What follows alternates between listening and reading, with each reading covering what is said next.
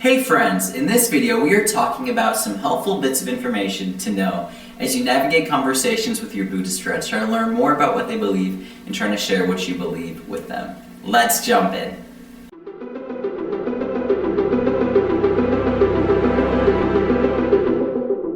Hey friends, I'm Ash Leatherwood, your friendly neighborhood apologist, and in this video we are talking about how to navigate conversations with Buddhists and just some helpful information you can know entering these conversations. Now, a while back, I released a video on how to share your faith with a Buddhist, how to have a truly friendly and genuine conversation with your Buddhist friends, learning from them and having an opportunity to share what you believe with them.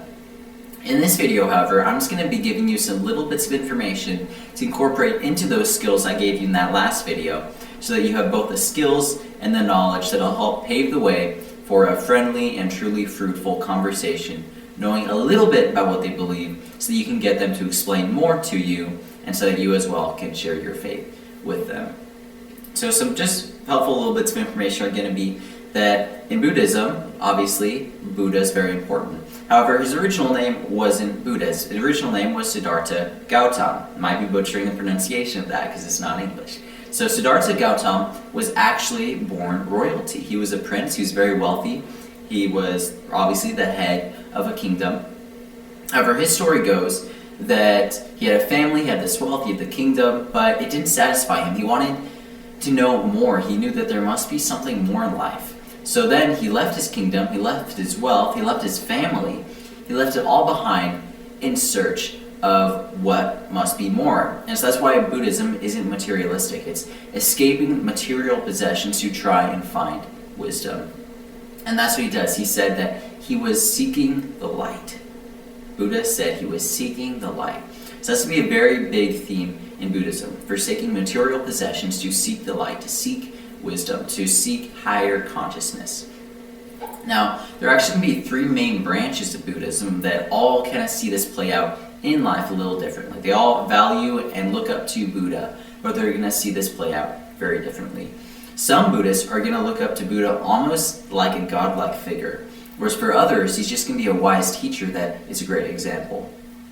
Further, another theme that might be recurring but also might be different based on the Buddhists you talk to and the branch they hold to is going to be this idea of reincarnation, that people are going to be reincarnated until they reach this higher consciousness and ultimately achieve nirvana.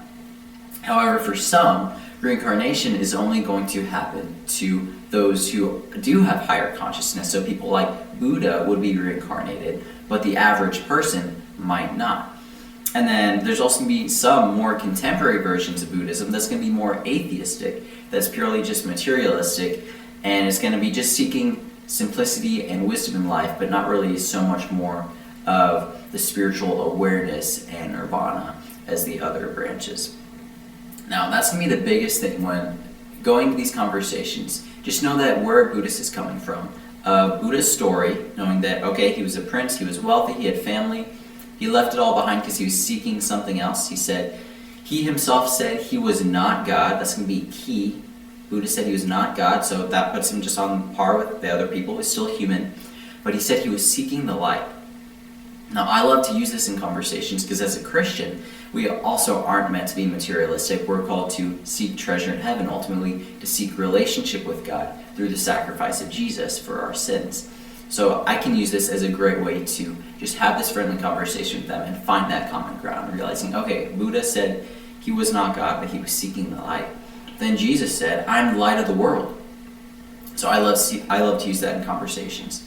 But if it comes to it, I don't like to do this in conversations and slander people that people admire, but Buddha, he left his family, so we can't say that Buddha was perfect. Only Jesus was perfect. How could Buddha leave his family? Like, okay, he left his wealth, he left his kingdom, sure, but he also walked away from his family to seek this wisdom. What's the justification for that?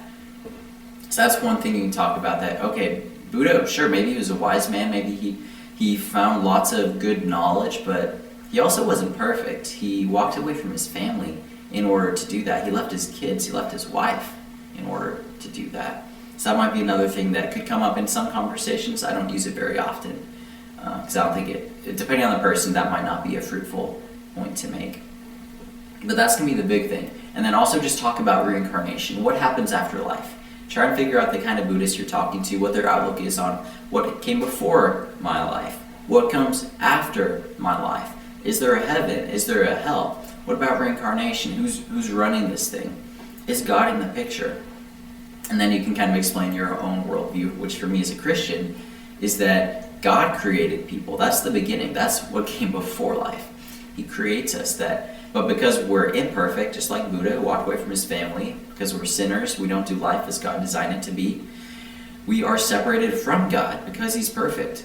And because we're already imperfect, there's nothing we could ever do to come back into relationship with a perfect God. Because you get something that's already messed up, already defiled, there's nothing it can ever do to be pure again.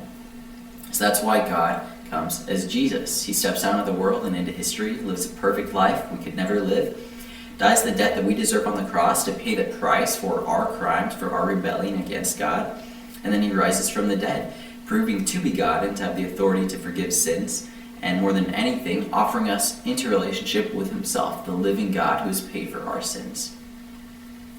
So, why do you follow Buddha? That's why I follow Jesus. So that's to be some helpful stuff just for you to know in these conversations again. I don't ever recommend for someone to just go and read a ton of books if they want to start engaging Buddhists, for example. Just make Buddhist friends, ask them to teach you about their religion, and then if you just know these major things, you can use them as conversation points and as bridges between you. So, Buddha, he was a prince. He left everything behind to seek wisdom. So I guess that means that there's more to life than just a job. There's more to life than success and power. And sure, there's even more to life than just having family. But what is that? He said he was not God. Okay, so he's just a guy. But he said he was seeking the light. So what's this light he was seeking? Well, for me as a Christian, I believe that must be Jesus. Jesus said, I am the light of the world. And ultimately, I follow Jesus because he's the only one who provides forgiveness of sins by paying for it on the cross. And only he proved to be God by rising from the dead and offering a new relationship with himself, the living God. That's to be some major points you can talk to. Think about the three branches. Kind of figure that different Buddhists you talk to are going to have different views on what it means to be human, what the purpose of life is, and what comes after death, if there's anything at all. I hope that helps you guys. Just some major talking points you can use as you talk to Buddhists, learn from them about what they believe, and then make bridges between you and them to share what you believe and the hope you have in what you believe. Having said that, get out there, talk to some Buddhists, use this information, not against people, but to build bridges to people and to have these friendly conversations and share what really matters to the two of us and how Jesus has changed our lives as Christians. But I hope you guys found this video helpful. If you did, then please like, subscribe, and share this video with your friends. Having said that, I will see you guys next time. Thanks for watching.